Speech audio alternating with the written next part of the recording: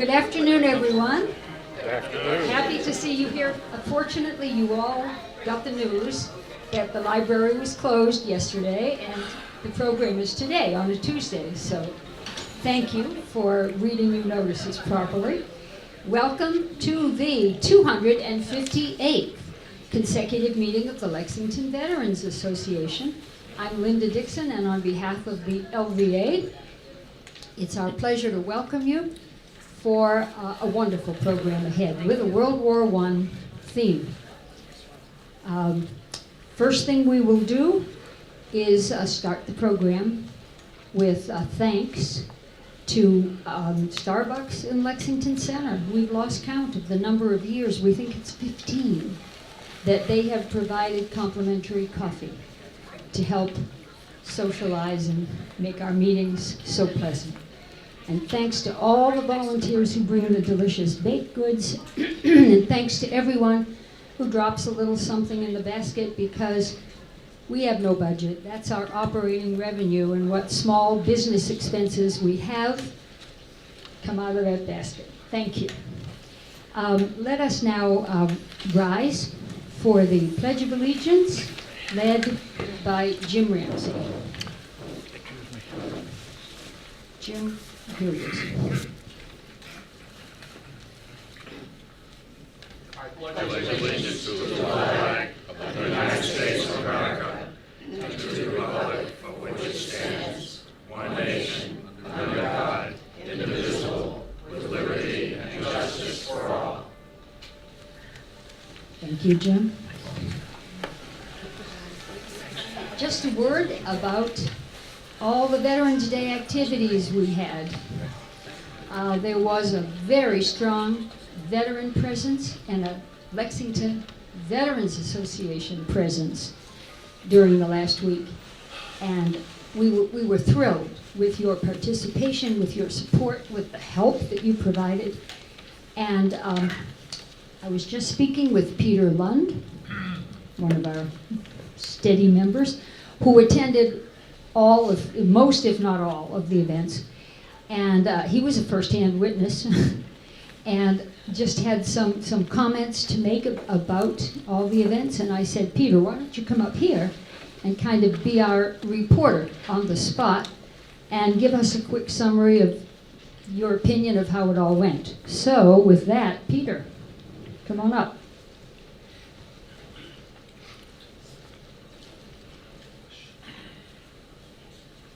So a lot of us were maybe intimately involved, and others were just sort of on the perimeter of the whole series of activities relating to the celebration of the end of World War I.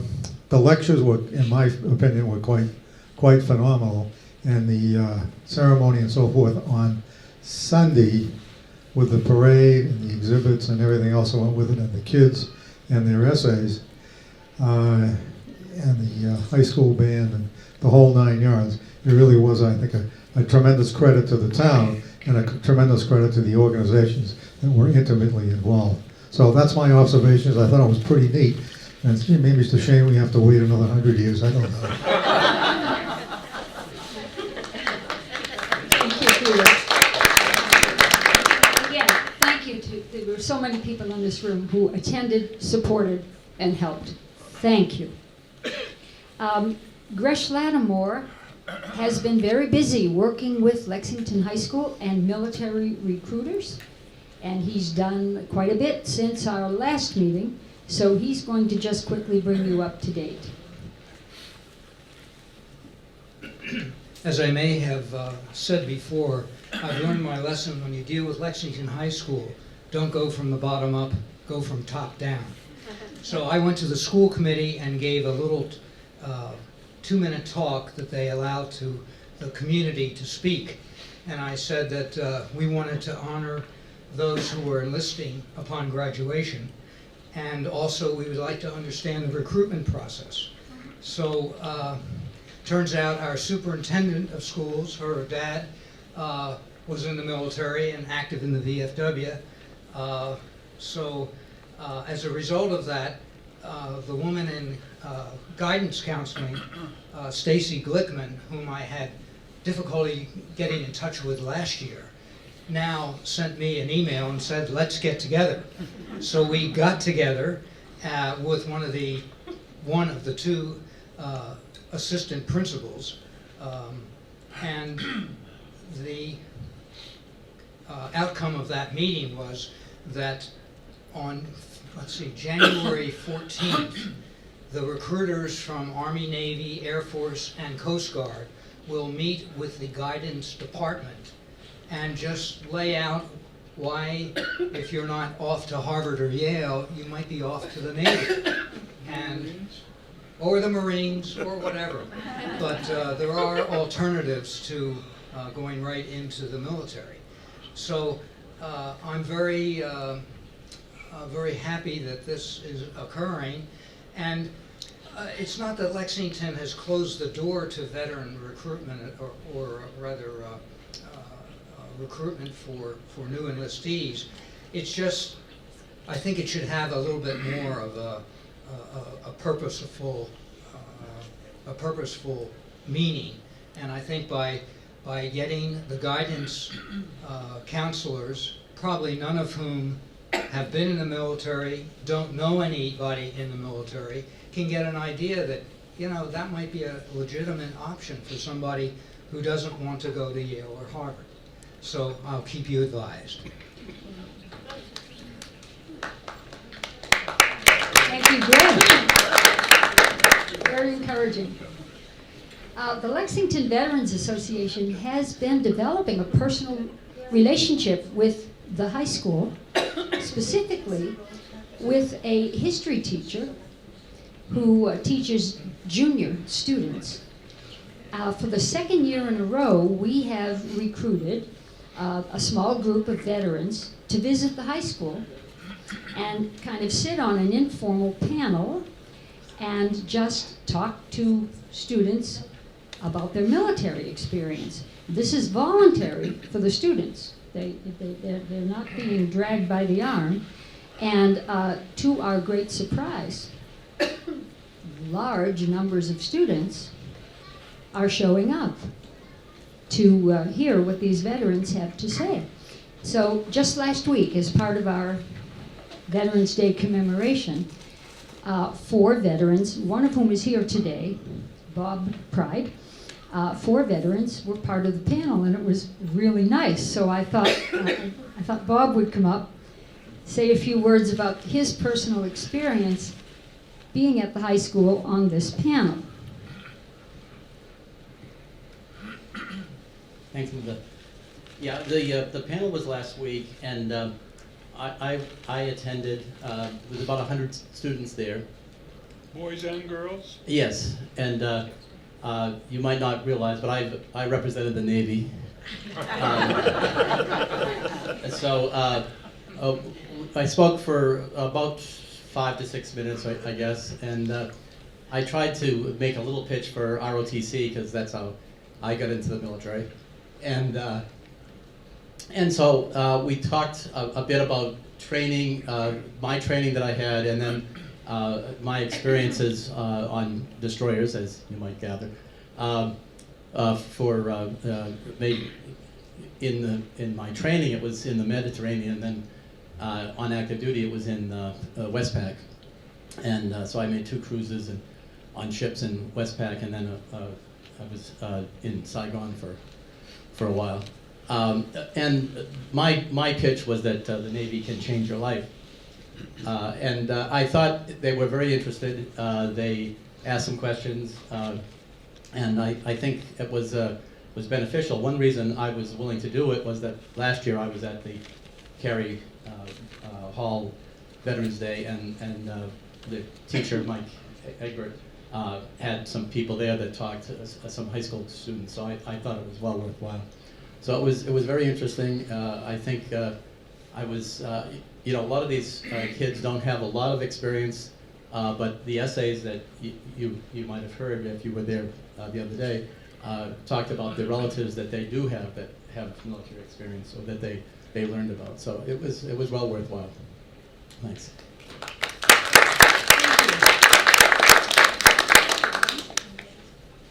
Just double checking, Gina is not here, right? Okay, because if she was, I would ask her to come forward. All right. Does anybody else have an announcement or anything they would like to share with the group? If not, let us move on to the program. Let me introduce our speakers, Carolyn Kingston and Toni Tasker. Carolyn and Toni have known each other for years, but they had one thing in common that they never knew about until recently. They each had a grandfather who served in France in World War I. And each had asked many questions about their grandfather's time in France, which happened to be shrouded in mystery. Carolyn and Toni realized that the books, letters, photographs they had grown up with were vital clues to their grandfather's stories, and they set about following those clues. They received information from unexpected sources. They got some lucky breaks. They used their considerable research skills. They traveled to France. They met some amazing people. They had experiences they will remember for a lifetime, and they uncovered their grandfather's stories. Carolyn Kingston taught voice for 29 years in the prep division of the New England Conservatory. Toni Tasker is a retired physical therapist and former professor of physical therapy at Simmons College. Let's welcome them to hear about their pilgrimage. Carolyn and Toni.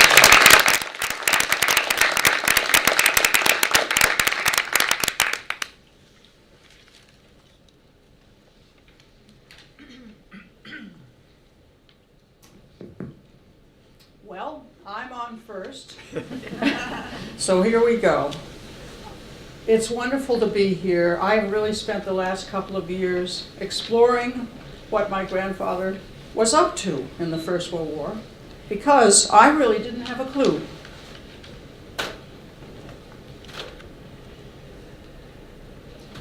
This is all I really knew about.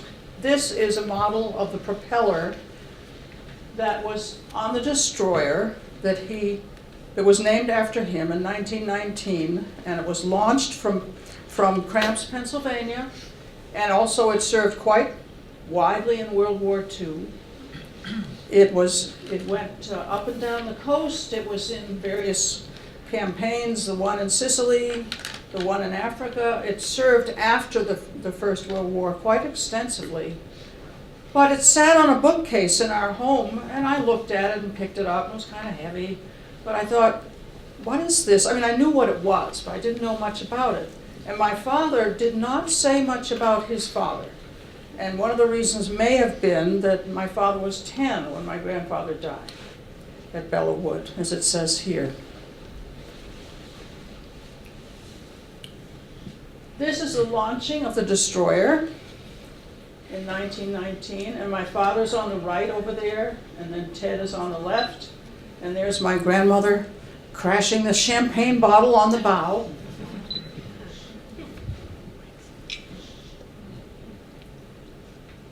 This was the first emergence for me.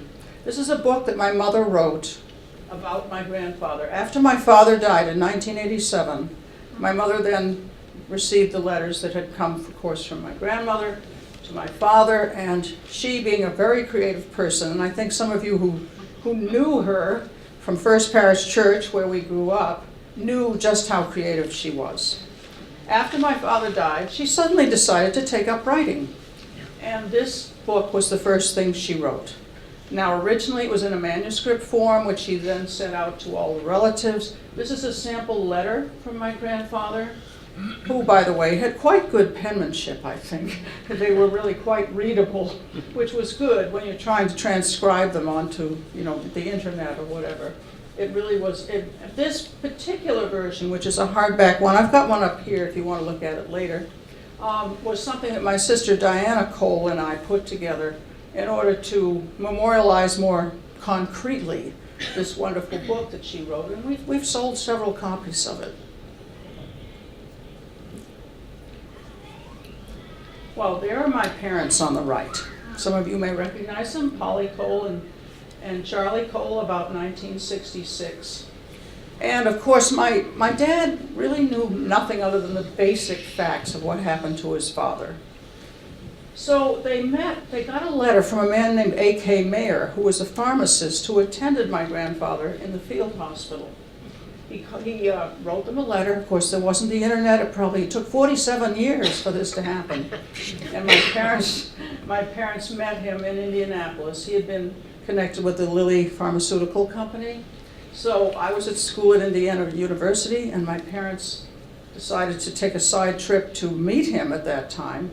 Why I didn't go, I can't imagine. I mean, considering how much time I've spent around my grandfather, that was a huge gap. And I might add that nor did I ask my grandmother very much. I mean, she survived. She survived into the 70s. I mean, why didn't I ask her a few questions? Well, when you're a teenager, you know, sometimes you're just all wrapped up in your own things. I would like to read a segment of what Mr. A.K. Mayer wrote. This is a letter to my dad. I will never forget Ed Cole. A braver man never lived. He knew his condition and that his chances were not good. If I don't get out of this, and I think I won't, please write to my wife and send her my few personal things. Your father trusted me to see that these things were transmitted to your mother, Mr. Mayer continued, and I felt like I was carrying out the last wish of a great soldier and father and a very devoted husband. I will never forget your father. He made a deep impression on me, and I have never forgotten and never will. Now, this relationship lasted, 3 or 4 years. They were writing each other back and forth. And Mayer lived in the Southwest, so he was doing things like sending various dried plants for my mother to make flower arrangements out of. She was one of her creative things. So they had a relationship for a while, and I don't know whether he died, but it finally, he did, obviously, but it ended after a few years. So enter Madeline Johnson. Now, Madeline is someone that I met through the internet. 2014, I received an email and it said, I've found some excerpts or some references to your grandfather in my great-uncle's letters, Captain Lothar R. Long. Would you be interested in seeing them? I said, yes, I think so, because by now, of course, I was a bit into it with my mother's writing and everything. So she sent me some letters, some excerpts from letters. And this is Captain Lothar. He was the intelligence officer in my grandfather's machine gun battalion, which was Machine Gun Battalion number 6, the 6th Machine Gun Battalion. And he wrote, interestingly, his impressions of my grandfather. Dear Ninja. He had these various nicknames for his parents and people, but that's his mother. But all I ever accomplished while I was an intelligence officer, in fact, all I ever accomplished as an officer, I owe to my good friend Major Cole, who was mortally wounded in the morning of June 10th when we went forward together under the rolling barrage in Bella Wood. Gee, Ninja, he was a peach, and yet he was the strictest and perhaps one of the harshest disciplinarians in the Marine Corps. With a fierce, quick temper like fire, electricity, he was a terrific worker and as jumpy, unerring, and relentless as lightning. He made decisions as quick as a flash and never backed down. He was afraid of no one. And I remember him standing right in the open, in plain view of the Boche, only a few hundred feet away, as unheeding of the bullets snipping off the heads of the wheat and the red poppy blossoms, and crackling past his ear, and kicking up the dirt everywhere around his feet, as if he had been on a practice field problem in the morning of the Battle of the Hill 142. From the first, they knew each other at Quantico. He believed in me, helped me, took sympathetic interest in my work, and when I became an intelligence officer, he gave me all the latitude and assistance too in his power. So that clearly was a very close relationship too. So to meet his grandniece was really quite a treat for me because we had all this that we shared. And Madeline, being quite an expert, I must say, on World War I, much more so than I was, filled me in on a lot of things about the war and about the battle. This is the next step, because Madeline knew Gilles Lejeune, who's on the right there, and two film directors, and Antoine Favre and Laura Freudfond. Young, as you can see, very young directors, who wanted to put together the story of Gilles Lejeune.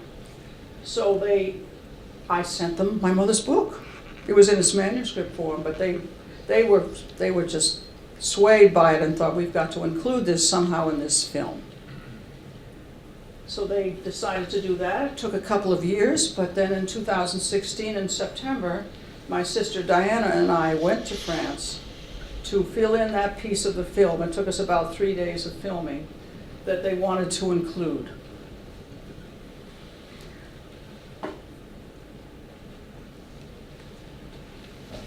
This is a map. What happened to my pointer? Oh, here it is. One of the things that I never knew anything about, but which I now do know, is where my grandfather was billeted. I mean, what was his path? Where did he go? Well, I found out that he arrived at Saint-Nazaire, which was a common place for the troops to arrive. He went to Bossard. How do you pronounce that, Toni? Vosges. Vosges, thank you. Which was the Bourmont training area. And he was actually billeted in Germainvilliers. We didn't see those spots, and you can see on the map that they went by train all the way there. Then they went back by train just to Lem, which we did was our first stop, which I'll show you in a moment. And then they marched, or my grandfather, being an officer, rode horseback to the next area, which was the Verdun area. And they were staying in Somme-Dieu. I put Fort Rosalier here because there was a whole ring of forts around Verdun. And that was one of them. I'm not sure quite why we stopped there, because my grandfather wasn't particularly there, but I think it was because it was on the property or the same area as PC Moscow, where he was. And then, of course, they went to north of Paris briefly. We did not go there, and then the rest. Montgivreau Farm, where the officers were billeted, Bella Wood, and he's buried in the En-Marne Cemetery.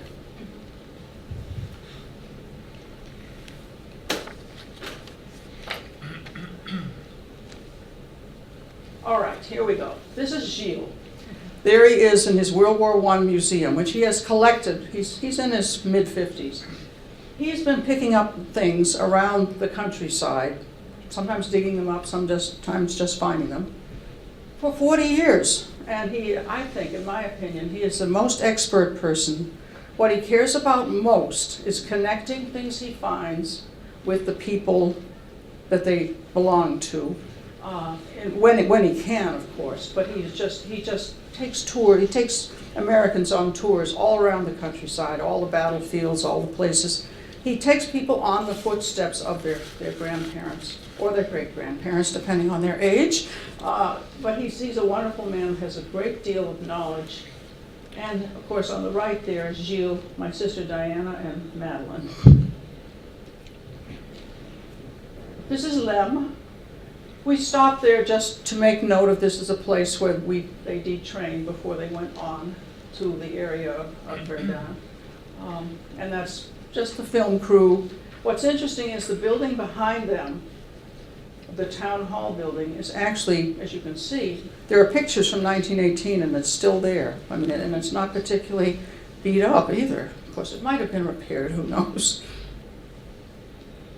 So now we're in PC Moscow, which was one of the places. They had a bunch of wooden cabins scattered through the woods. And that's the remains 2 years ago of a dugout.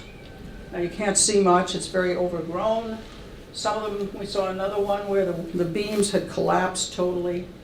But it's hard to imagine, them running into these places. In fact, the picture below is something that my grandfather drew in one of his letters to describe to his two sons, Charlie and Ted, just what it was like to be escaping this shell, you can see here.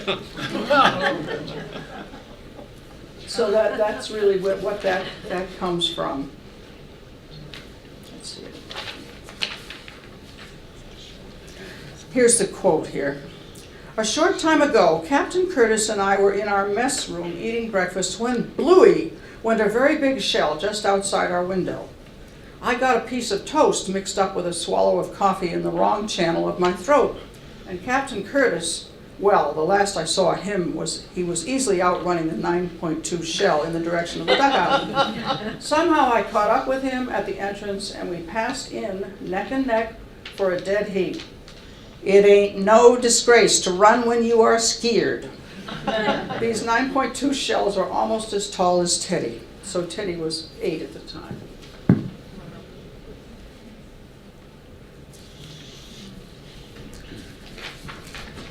Laura, one of the directors, very kindly photographed in the spring this area in PC Moscow, where there's beautiful beds of violet-like flowers grow all over underneath the trees. And I really appreciated that because he wrote many letters in which he referenced this. And here's one to his wife. The past 2 weeks have been very foggy with only a couple of pleasant days. Spring unfolds very slowly in this country. We have some pretty blue flowers in the woods. When closed, look like a violet, but when open, are round in shape. If you were here, you would have a large bunch for the table center. I think of you every time I see them, and as there are millions of them on every side, you may know that I think of you most of the time.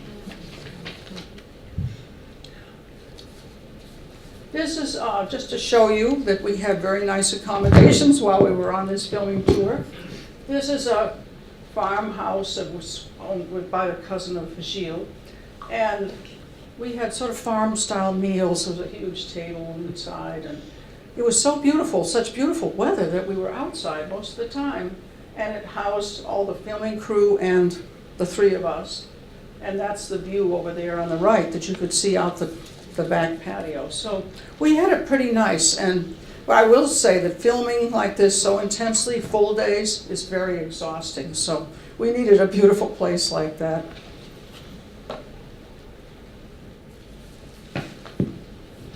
My grandfather was by some considered the father of the machine gun, and the reason for that is he was very, very involved in developing or facilitating or putting into action the Lewis machine gun. Unfortunately, it was not used in many of the battles in France, but he developed that cart on the right is something that he designed, and there he is. He's second from the left there. Can you hear me all right? Is this okay? Yeah. He's right here, second from the left. I'm not sure why he's in civilian clothes. Maybe he had come from something where he had to wear civilian clothes, but he's observing the soldier there with the Lewis machine gun.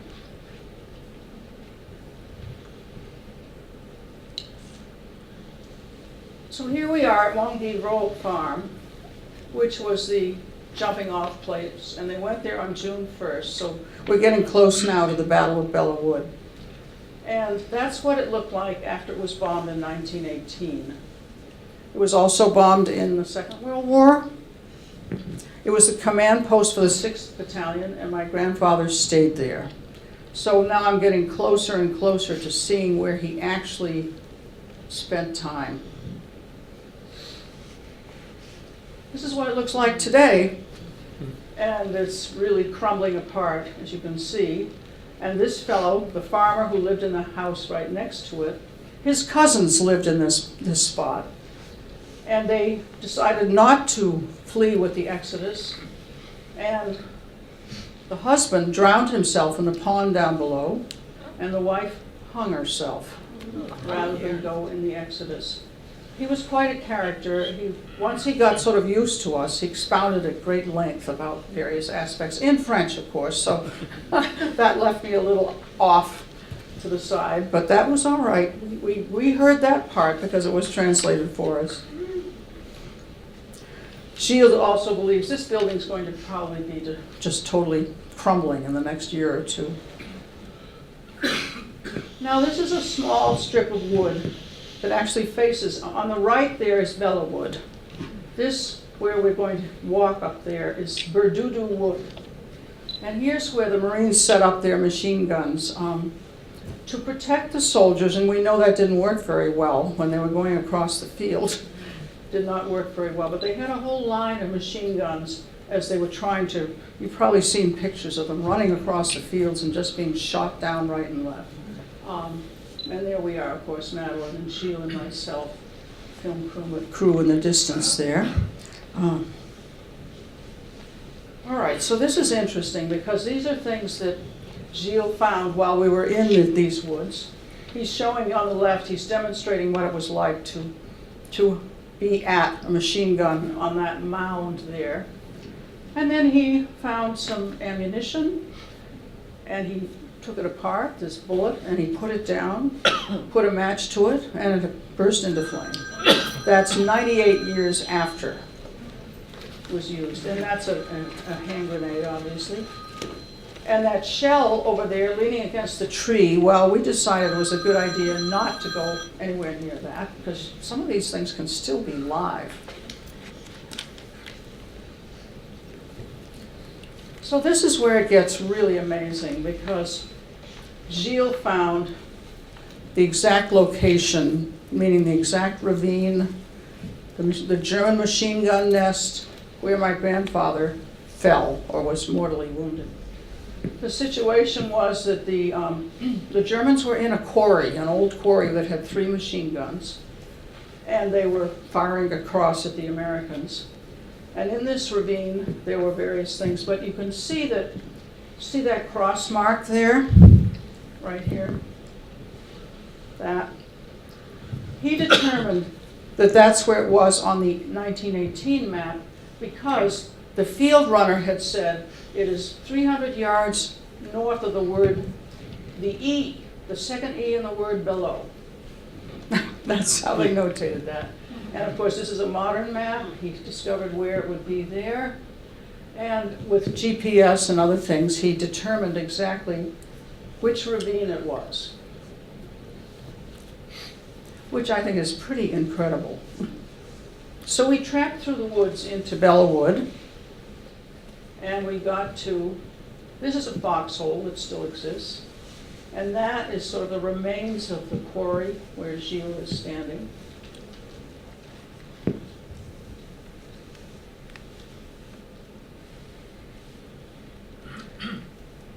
Very often the filming team would say, let's just have a moment of silence, because they were trying to pick up moments of silence to perhaps intersperse in the film. This was one of those. It shows the ravine pretty well. That's what's good about it. Now, of course, with the machine guns, I didn't know this, but Gilles informed us that a machine gun cannot tip down beyond a certain angle. You mostly go, I guess there's a limit to how much it can tip down. So it couldn't tip into the ravine. So my grandfather was in the ravine, and they threw, someone in the quarry, because they were getting quite close, threw a potato masher grenade. My grandfather, normally you wouldn't do this, he picked it up to try to throw it back, and that's when it exploded in his hand. Took off his hand, wounded him in the face and legs. He did not die right away, but he was very severely wounded. So it's interesting to me that was the situation. Now you might say, well, why didn't he jump out of the way? That's what you're supposed to do if a hand grenade comes in. Most likely he was protecting his men or men around him, and so he thought he could throw it back. Well, the timing was not good. This is an old picture of the first aid station that was just at the end of that ravine you just saw, near Lucy-le-Bocage, located under a bridge. What's interesting is we actually got to that spot. There it is. There it is today. Yeah. It's amazing. I mean, I never would have imagined as much would be remaining, as one can see from, at that point, 98 years ago. That's Lucy-le-Bocage. That was kind of the next stop for the wounded soldiers. And this is where my grandfather ended up, this Chateau de Montaglaust in Coulommiers, France. And he was there for 8 days before he actually died. Now, if today he probably wouldn't have, because he had gangrene and infection and so forth, and that's really what took him. And also penicillin would have really made a big difference. They thought he was going to survive initially, but the wounds were just too bad, and they got infected, and that was it. On the right is my great uncle, who was a brigadier general in the Army, and he came and visited my grandfather. Well, they saw each other a few times before my grandfather was wounded, but he came and saw him in the hospital and wrote back to my grandmother, expecting that he might recover, but of course, unfortunately, he did not.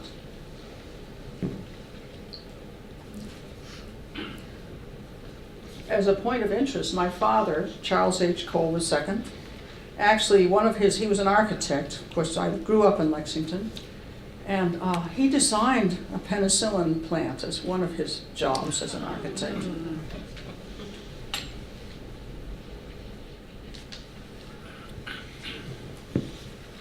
Now, President Wilson and the Congress had put money aside for widows and wives to go to these places in France. And that's my grandmother on the left. She was 52 years old at the time, traveling with her companions to France to see the battleground, to see the grave where my grandfather was buried. And that went on for a few years in the 30s, the early 30s. So a lot of widows and wives got to go to France and to see these places. Here she is at the cemetery, and she, as I say, she was 52 at the time in 1931. And I think that's a really very touching picture of her because, you know, it's her first. I'm glad she got to go there. And this is her passport for this program right here.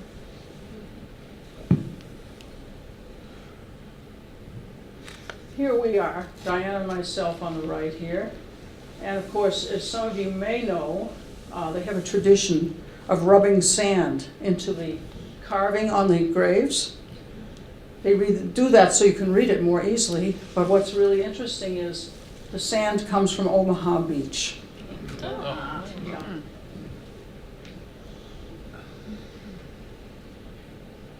Now this, I put into the slideshow just yesterday. This is the bell which has recently surfaced from the destroyer that was named after my grandfather. And apparently it's, in 1945, the destroyer was decommissioned, and the Navy tried to get a hold of it, but something happened, it was loaned somewhere. Anyway, it wound up,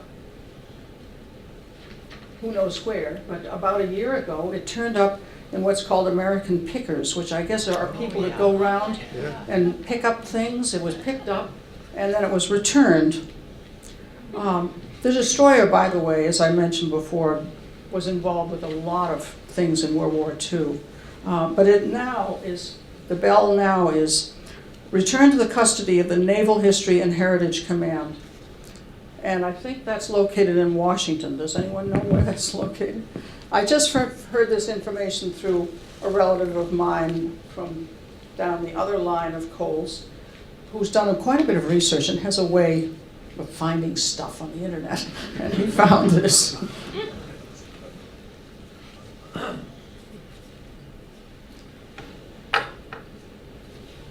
So this is a portrait of my grandfather in his dress uniform. And I'd just like to read something that my grandfather wrote here.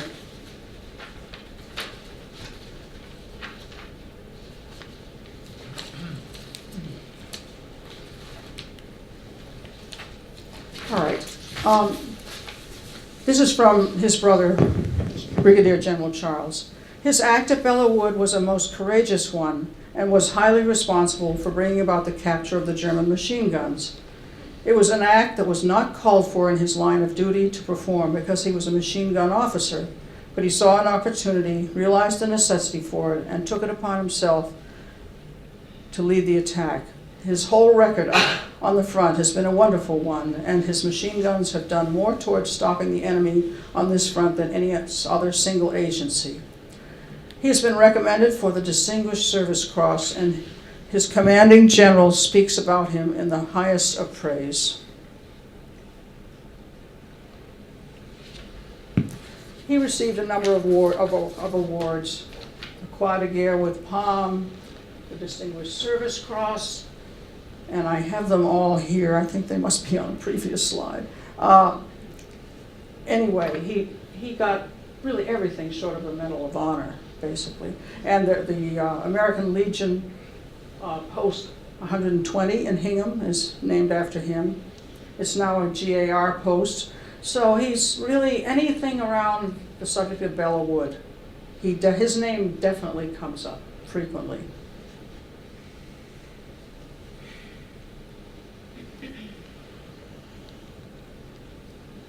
I'm going to read one more thing. This is from a Captain Sterrett. This letter was written to my father. You can always remember your father as one of the biggest heroes of the war. He gave up his life gloriously in the battle that turned the tide and was the beginning of victory. The world is grateful for his sacrifice, which has meant for you the loss of your dear father. I give you my sincere sympathy, but I know that you and your brother will always be comforted in the knowledge that his life was given to make the world a safe place to live in. That's Marine Corps Major T.G. Sterrett. That concludes my talk, but I would like to mention that the film that this is about, largely, is being shown in Belmont 2 days from now at the Belmont Town Hall at 7 p.m. And this will, I think, everyone who's seen it has been overwhelmed by how beautiful it is, because, as I say, it's not about my grandfather, it's about Gilles and the work he does and how he connects with descendants, and it's really a very beautifully done, very meaningful film, and I've got some flyers over there if you're interested in that. And, of course, I would like to thank Linda Dixon and the Lexington Veterans Association for allowing me to tell this story, which has been a great pleasure and honor to do.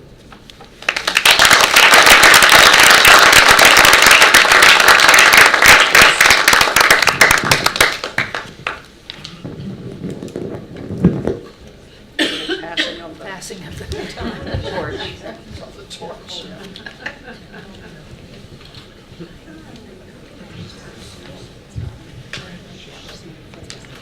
Thanks.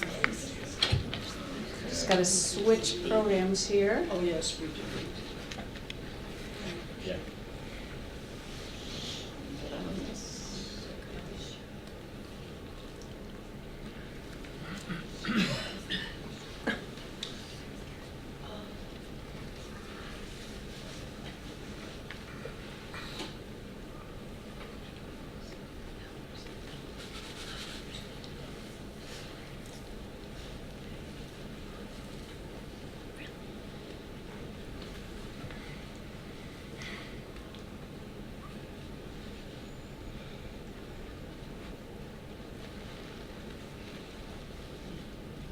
Doesn't want to reject you.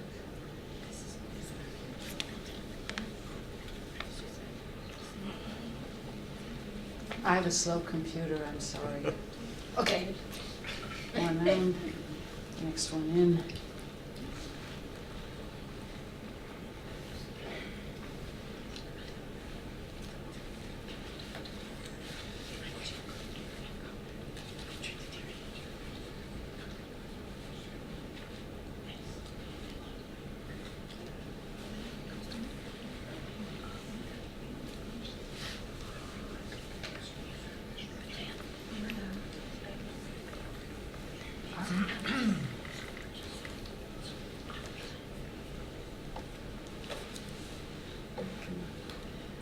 What is yours?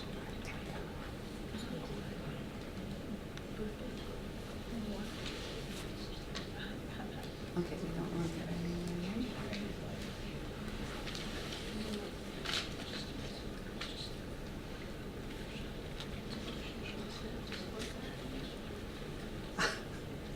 This is where it's like, I'm too old for this kind of technology. Okay, so now I'm in this one. Okay.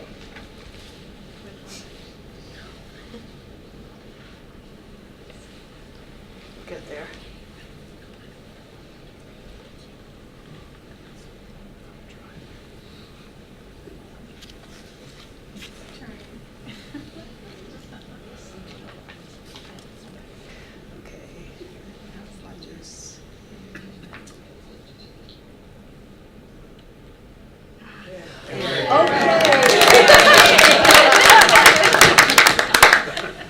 So this is my grandfather, Calvin Southwick, and this is a picture of him and my grandmother, Antoinette, who I'm named after, at about the time that I was born in the 40s. So clearly my grandfather survived World War I. Part of the lore in my family was that there was a picture of a little girl on my grandfather's dresser that I always noticed through the years when we went to visit them in upstate New York. And I was curious about it, but all I heard about it was that it was a little girl that was in a family, a French farm family, that helped to take care of my grandfather when he was sick with the Spanish flu during World War I. End of story. That's all we knew, and I guess that's all anybody was going to say at the time. This is my grandfather at age 22 when he enlisted in the Army in April of 1812. He was a private. He had been a recent graduate of Albany Business College and was working as an insurance agent in the Albany area. So all these things sort of floated around my mind for many years. I was never, like Carolyn, smart enough to say, "Hey, Papa, can you tell me about?" I also knew from my father, who had been in the Marines in Iwo Jima, that it was really kind of off limits to talk about that. He did not want to discuss his time there because I think it was pretty miserable. So about 8 years ago, I looked for another excuse to go to France, which is not, I can get there on any excuse, believe me. And I said, I would love to find the descendants of the family that took care of my grandfather. So that shouldn't be too hard. So I started asking at that time, my grandparents had passed away, my mother and uncle had passed away, and nobody knew anything. My aunt that was still alive had Alzheimer's, and she said, "It's really, I remember that, but I don't remember anything about it." So my cousin was the keeper of all the things in the Southwick family, so I wrote to him and I said, "Cal, he's also Calvin Southwick, do you have anything in all these things in the trunk that might be from Papa and who that little girl was?" So he looked through everything, could not find anything at all. So I thought, okay, well, I'm gonna keep trying some other way. So a second, I've lost my finder here. All right.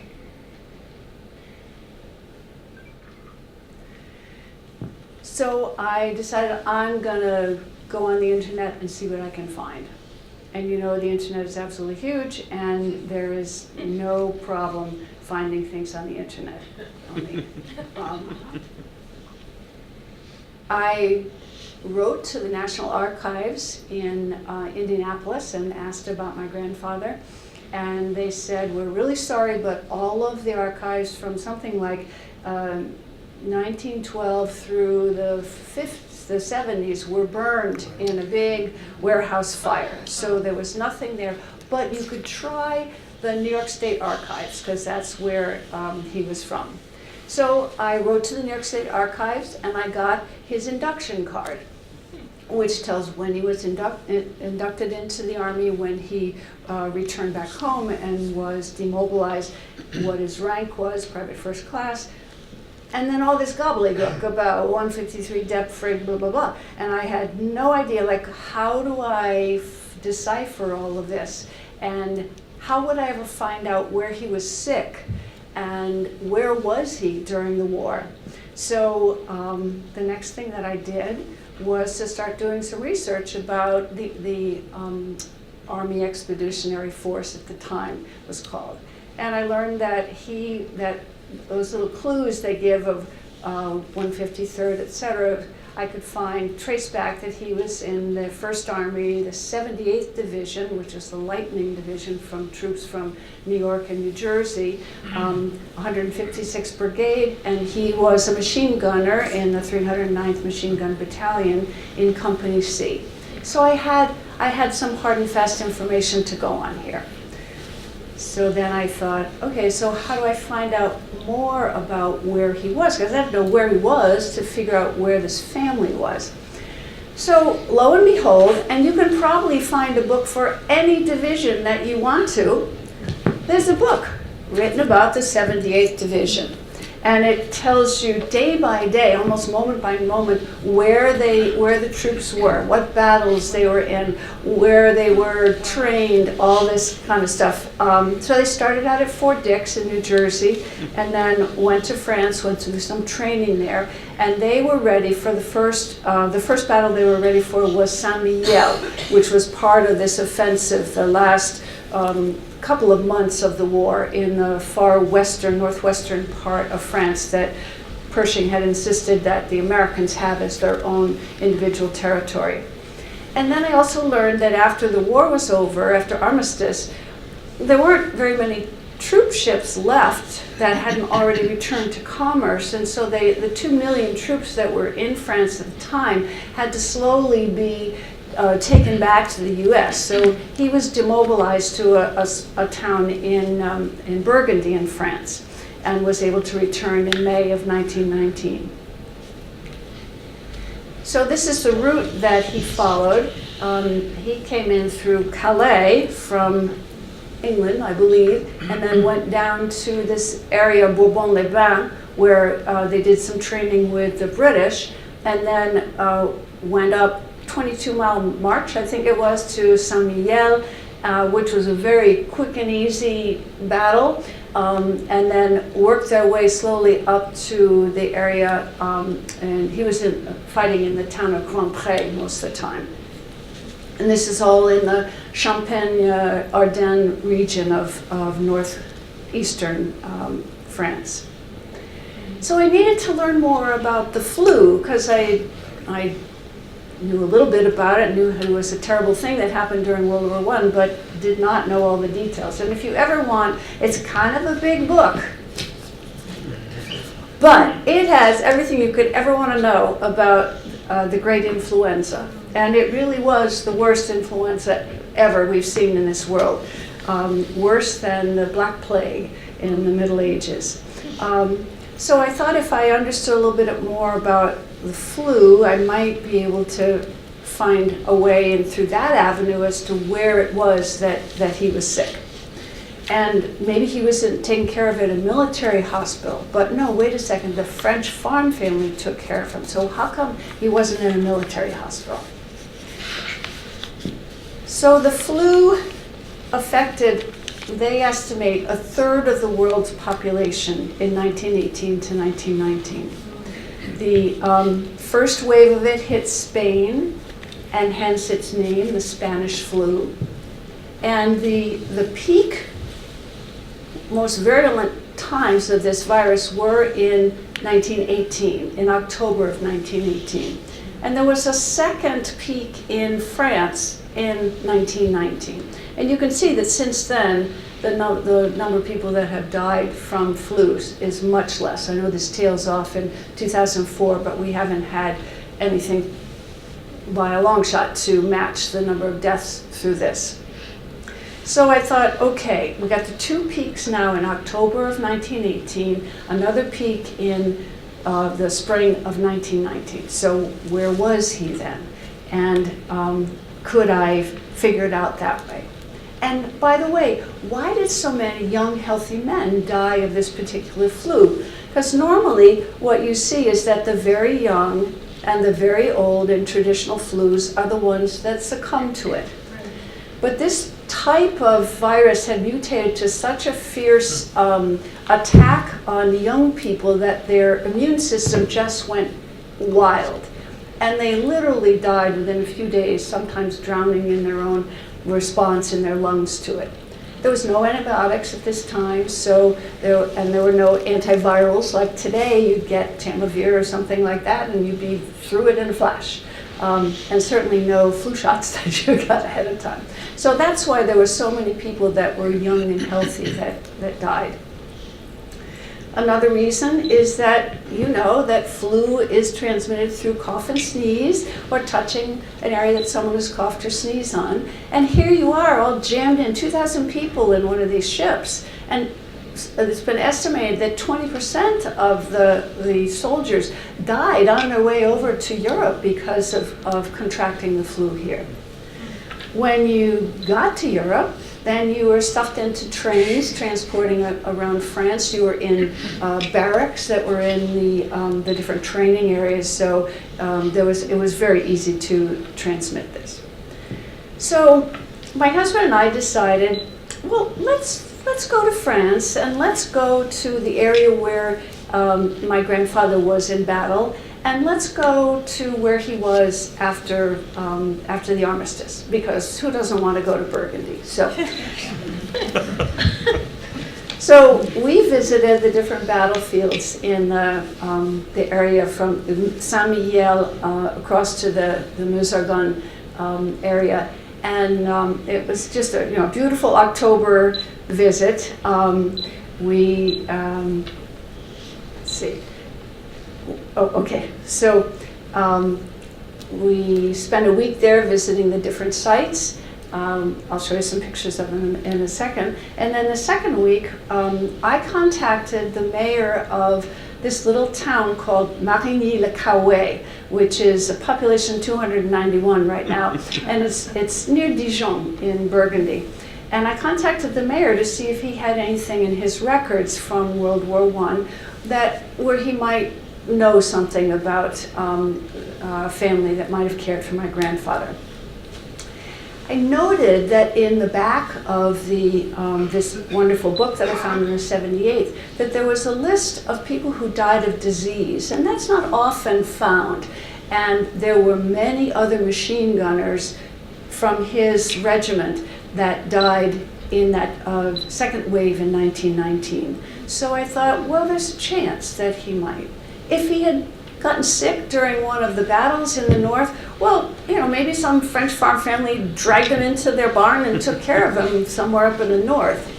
It was really hard to know.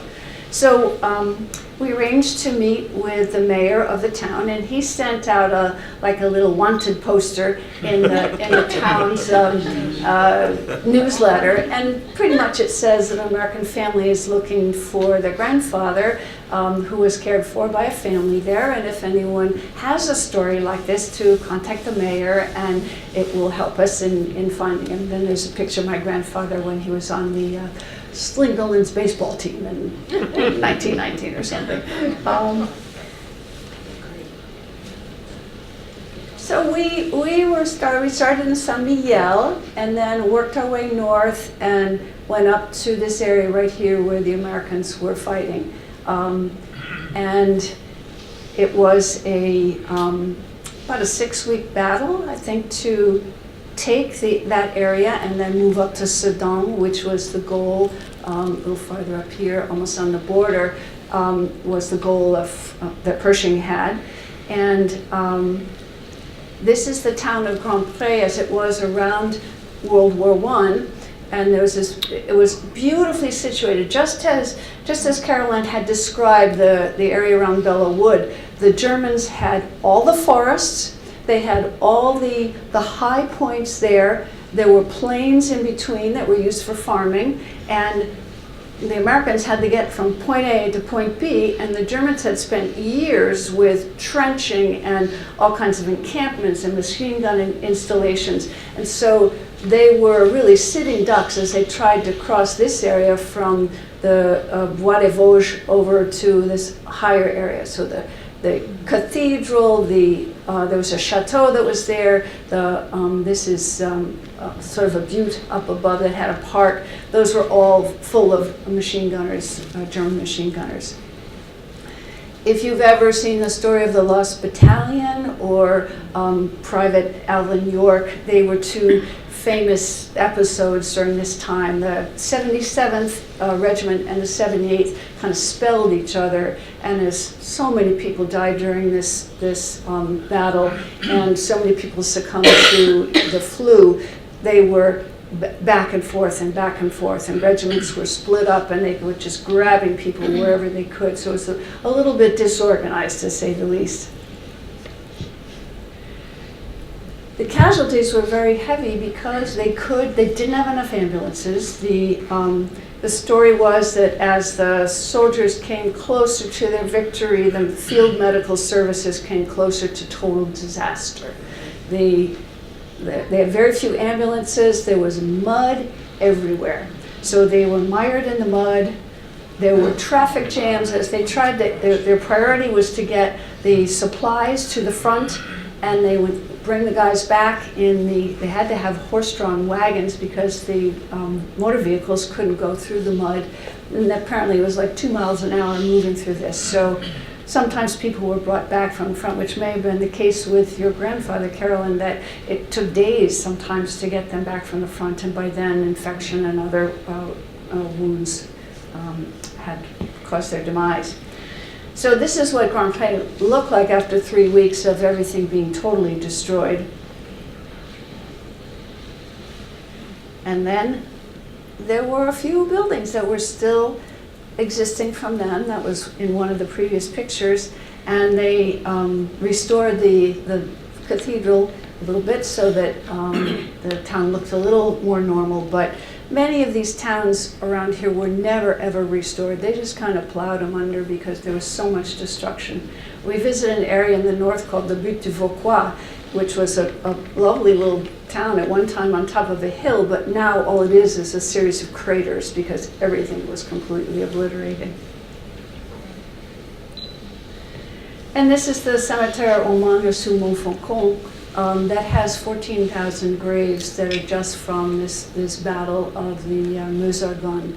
It was a particularly bloody one. My grandfather's battalion lost 5,000 men, a third of the battalion.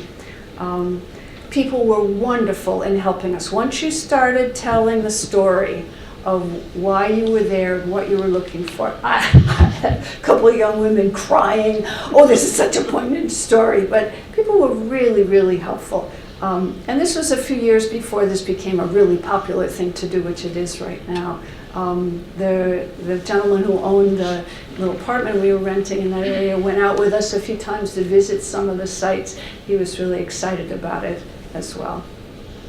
So we said, well, if it happened here, if he was sick here and someone cared for him here, we'll never find who this family is. So we went down to this little town, Marigny-Caouet, and it's just picture perfect, typical Burgundian countryside with the little Charolais cattle that dot the hillside. They're white, they're very easy to find. And so we met with the mayor one evening, and he gave us a tour. This is Mayor Eric Skladana and a couple of the people that work with him. And he gave us a tour of the town and a tour of the chateau. He said there were 1,000 farms at the time of World War I, but only 5 of them exist today. Most of the people moved back toward the cities after the war.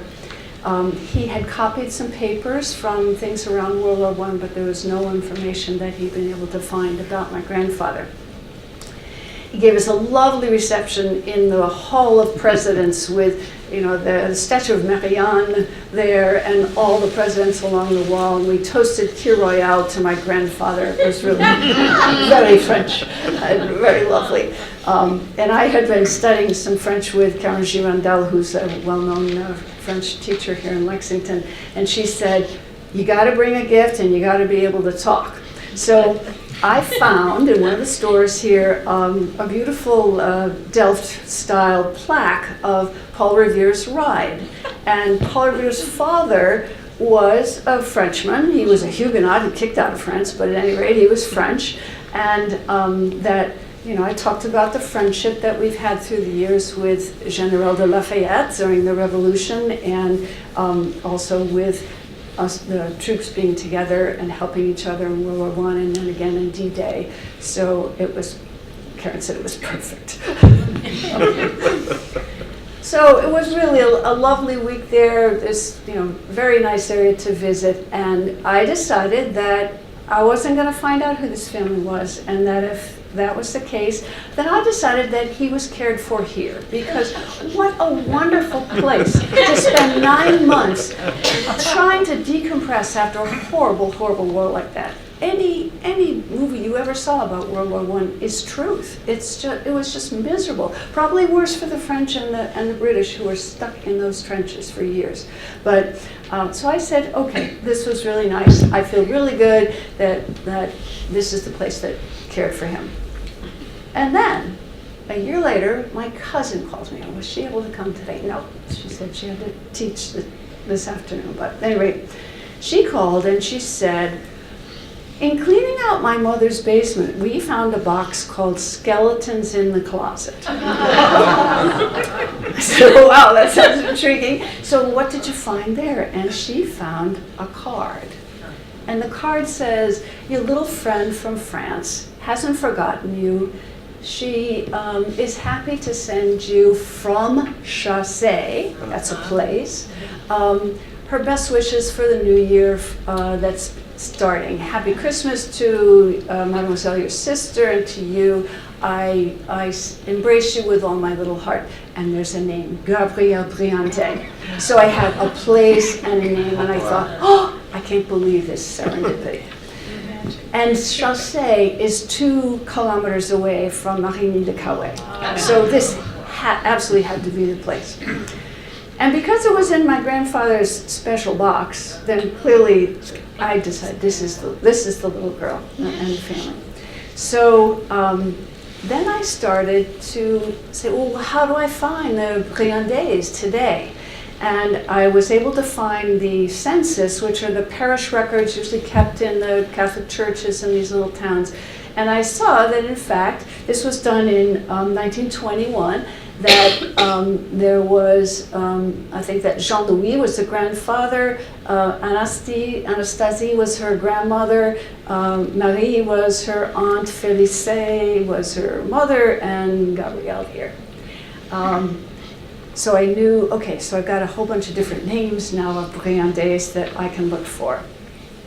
And they were farmers, and they had a farm in this little town of Chassé. Also in the box was this picture that my cousins thought might be Gabrielle as an older woman. So they sent me copies of it, and I understand that my grandfather and she kept on a conversation because he was only 6 years old when he was there. So I tried to go on Ancestry.com to see if I could find something. Nothing. They don't do French genealogy. They'll do Canadian, but not French. So I joined a French one called Généalogie.com, no surprisingly. And I found one family tree that was done by someone named Virginie Bolleté, and here was the name of Gabrielle Briante, who was her grandmother. So I said, okay, I'm going to contact them. And you can do, just like you can do on Facebook, a little messenger thing, you can send an email. I got nothing back after a couple weeks, so I said, okay, I got this far, I'm not quitting now. So I went to whitepages.com, and I found her father, who was Jean. And there was a Jean Bolleté who lived in a town that was right near Chassé. So I typed out a letter and I sent it off to him by snail mail. And I also, I think that was what I did. And finally, I got an email back from Virginie, who does speak some English, and she said, yes, we are in fact the family, and Gabrielle was my grandmother. Time for another trip to France. So we invited the Bolletés to come for a Sunday dinner, which, Sundays are the day you go and you eat for a long time and you spend a lot of time with the family that you're with. And so this is Jean, who is Gabrielle's son. This is Guillaume, who is his son. Virginie, who, thank goodness, apparently it was a high school project she had to do this genealogy thing, but thank goodness she did that. And Anique, her mother, and Pete. And you know, I guess I have a couple minutes. What do you make for a French family? You know, you think, oh my God, that's a pretty high bar. So I decided I'd make an American meal. Well, what's an American meal? Anything you want. So I made this great sort of Mexican stew and cornbread and had brownies with ice cream for dessert and I don't know what else, but they thought it was fabulous. Unfortunately, Jean did not have any stories about any of the soldiers who were billeted there. He said that his mother had a very hardscrabble life before the war. After the war, it was even tougher. And they had a very small farm. They were poor. They raised grain and animals. And she did marry before World War II, but her husband was in the first group that fought against the Germans, and he was captured and was a prisoner of war for 5 years. So that's probably why Jean is my age, because there's a generation got skipped in there just about. One of the things that he brought, along with all these wonderful délices de Bourgogne, all these fabulous things to eat and drink, and I gave him, among other things, a little album of all the people in my family, and I said, I did a family tree, and I said there are 59 and a half people here because of the care your grandmother and your great-grandmother gave, because my niece was pregnant at the time, so 59 and a half. And he had in his things a shaving kit from World War I that has all the pieces still there, you know, the safety razor and all this, and he gave that to me to have as a memento. And he said that he remembered that there was a picture of a soldier that was in his parents' home while they were alive. This is Gabrielle in her later years. She lived to 92, and apparently she was a very sweet person that everybody just loved. And my grandfather really loved this little girl, so we felt jealous of her at times when he was mad at us. And we were there at the Toussaint, or All Saints' Day, and we were able to put flowers on her grave, which family and other people do for people that are special to them. And this is the farm where my grandfather was, because another family member still continues to run this farm. So I had found the family and the place, and just had a really lovely time with this family. They were very simple people. He worked in a factory during his lifetime. His son is a truck driver. But they were just so touched by having someone come from the United States to meet them and to tell them this lovely story that they really knew very little about. Well, the landlady that we had rented this apartment from was wonderful. She came and had the luncheon with us because my husband doesn't speak very good French. So she was really helpful in I'm sorry, honey. This is the truth. She was really helpful in translating things for Pete. And she, unbeknownst to me, contacted the local newspaper. So a reporter came out and he interviewed us, and we were like on the front and the center of this kind of like a Lexington Minuteman. So you know, it says we were following in the footsteps of our soldier grandfather, and that was really just a delightful end to the whole story. And one of the things that my cousin found in this box also was a pillow cover that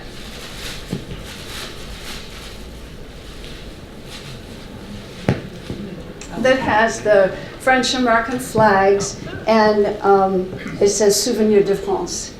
And I asked Jean if his mother might have made it, and he said, I don't know, she always did a lot of handwork. It looks like it's probably machine made, but this has also lasted the 100 years since the time. And I decided it was a very fitting symbol of the memories that were the ones that my grandfather had and the ones that I now have of this French farm family who were so kind to my grandfather and new friends that we have right now. So thank you for letting me tell the story again. I love telling it.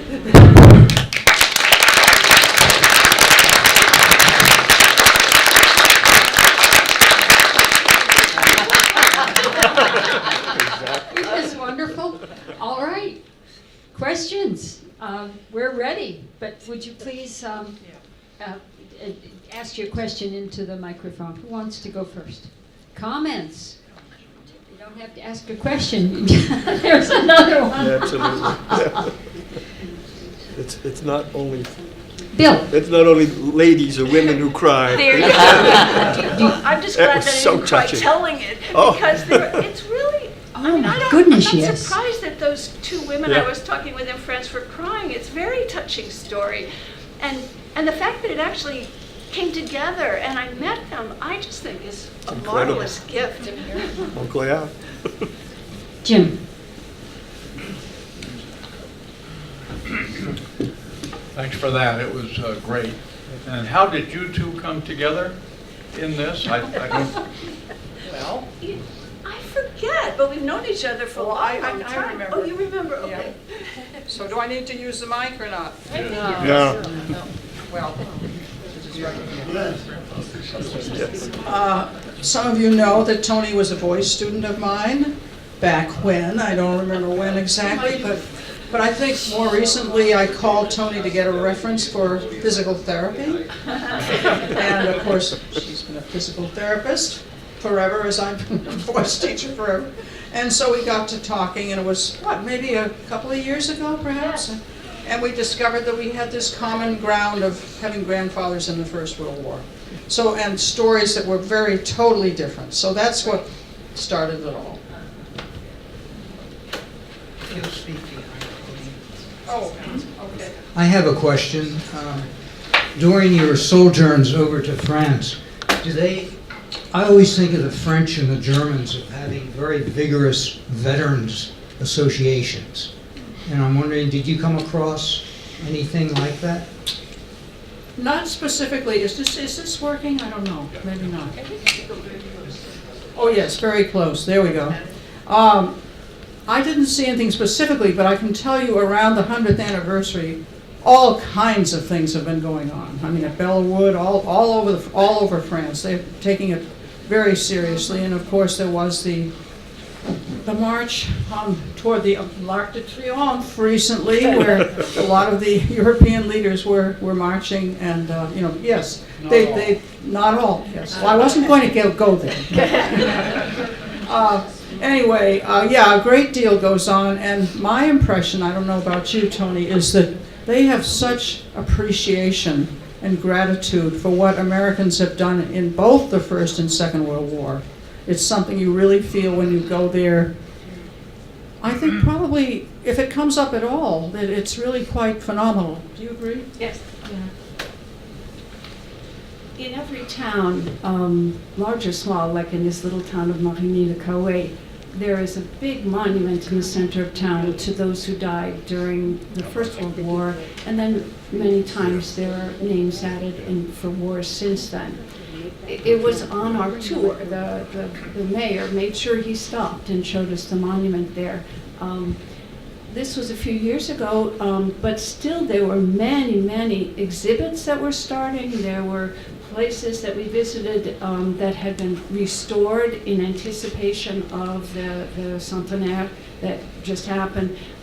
So I think there's a lot of remembrance of at least their losses that were so heavy during their wars. As far as something military, I didn't see that, but the whole country is behind it, I would say. Yeah, they have something One called sec. Souvenir Français. Each département and each part of each département has a branch of Souvenir Français memory, French memory, and they have been doing a lot with the 100th anniversary. Okay, next. Yes, hi Toni. I thank you both for this presentation. It's been very interesting. As I recall, there was a photograph that you noticed on the dresser of your grandparents. Does that photograph still exist? Oh, okay. Just curious. I Too think bad. it might have been replaced by the one of Gabrielle when she was an older young woman, I guess. But no.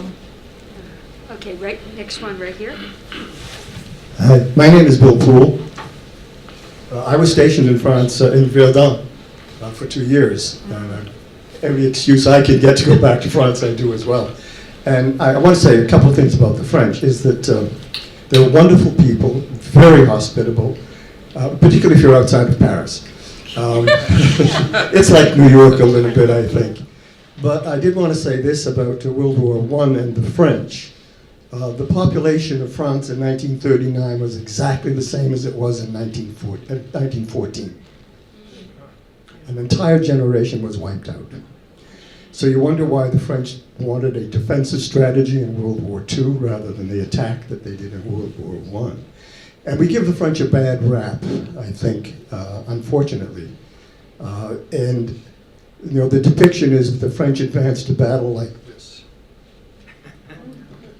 And I think that's a terrible insult when you figure how many, over 1.4 million dead, and well over 3.5 million casualties and so forth. So I just want to keep in mind that France has suffered greatly, and they've also are good friends. And when you go over there, I think you'll find that they're still our good friends. I just had a comment. We lived in France for a few years, and one time we were vacationing in Normandy, and there was a field of things growing, and I wanted to know what that plant was, and my husband speaks French fluently, and there was a farmer on a tractor, and so I said to David, go ask the guy what this is. So he tells me it was sweet potato, it was sugar beets. And so he says, oh, you're American? And he said, oh, I was a kid when the Americans came in the Normandy invasion, and he says to us, chewing gum, chewing gum. The soldiers had given him chewing gum. The other thing about military ideas in France, we lived near where the Bastille Day parade would always start to go up the Champs-Élysées. And frankly, my impression is the most important wars to them are Napoleon and Napoleonic Wars, and all the metro stops are the battles that Napoleon was involved in. But and it's very true. Every small town you go in, there's an obelisk, and there's so many names of the dead from World War I. Thanks, Toni. Okay, next one, over here. Over here? Okay, we lived in France in a very small village over in the east for several years, and every November 11th at 11 o'clock, every village, Paris and every small village, they gather there, and in the town hall, afterward, you go in for wine and you talk to the mayor and such, but no matter, they don't have to make it a Monday. Whenever it is a holiday, and it's very important, and children are there all the time, and it was very moving. Over here? Thank you very much. I have not been to France. I don't speak French. But I was a young person once, and you both made comments that I'd like to comment from your youth. One was you were too busy as a teenager with your teenage life to ask questions. And you said you were told not to ask questions because it was painful, and you didn't. I lost my father when he was 53, and he immigrated to America to escape the pogroms in the early 20s. I didn't ask questions when I was young, not because I was too busy with my life, but because when you're young, you think the people around you will always be there. You don't think that you aren't going to have that opportunity later. And his sisters outlived him for 30 years, but my mother always said, don't ask them questions, it's too painful. They don't want questions asked. And not until they were all dead did my brother become the big genealogist of the family and find out all the stories. So don't be hard on yourself. As a young person, you think that there's always tomorrow. Not till you're older do you realize tomorrow is today. Thank you, that's a great comment.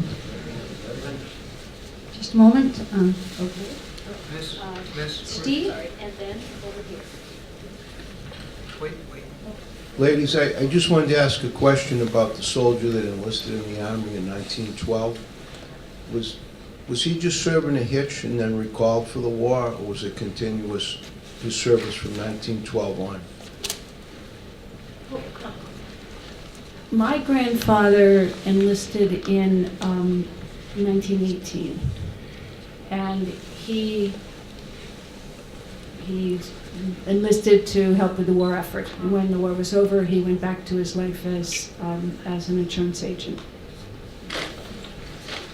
My grandfather enlisted in 1904 and went through officers training. So he had 14 years before he was mortally wounded that he was in various conflicts around the world. I mean, he took his family to the Philippines, for example, and Mexico. He was part of that. I mean, so he was in a number of conflicts, nothing like World War I, but I mean, he was out there as an officer for a number of years. Thank you. I just have a quick question. This was fantastic for Carolyn about the film. Do you know if it will be available, for example, on Netflix, or in some other, for people who cannot go this week? Of course, it was produced in France, so it's in French for the most part, except when we speak, of course. But it's translated from the French. You can, if you're interested, you can order a copy of it. I have the person to contact if you want to order a copy. I'm not sure how much it costs, but that's a possibility to do that if you'd like to see it. And there may be some other opportunities that I will create to show it. Who knows? Please do. I just want to add, I made a little list here that I'll uncover in 1 sec of the resources that I use to discover, because if it weren't for all these websites that I could go to, I wouldn't know anything.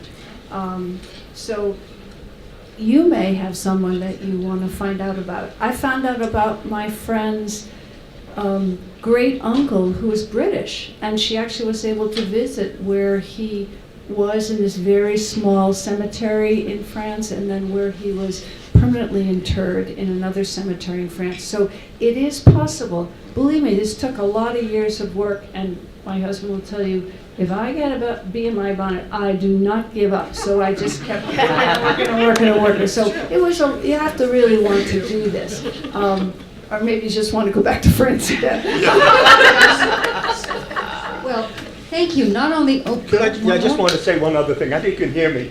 Go ahead. When the bells were all ringing, When the bells were all ringing and we were standing silently and so forth, and I met this young person, and I said, "You know why the bells are chiming?" And he said, "Yeah, bells chime." And I said, "No." I said, "This is the 100th anniversary of the end of World War I, the 11th hour, 11th month, 11th day, and so forth." He says, "Oh, that's why they released the latest dragon thing on 11/11/11."